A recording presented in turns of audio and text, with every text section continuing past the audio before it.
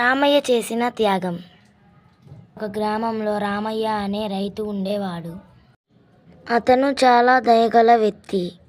ఎవరికైనా సాయం చేయాలనే మనసుతో ఉండేవాడు. అయితే రామయ్య కుటుంబం బాగా పేదవాళ్ళు. అతని 6 ఏళ్ల కొడుకు బాబులతో పాటు భార్య లక్ష్మి అతనితోనే ఉండేవారు. ఒక సంవత్సరం వర్షాలు పడలేదు.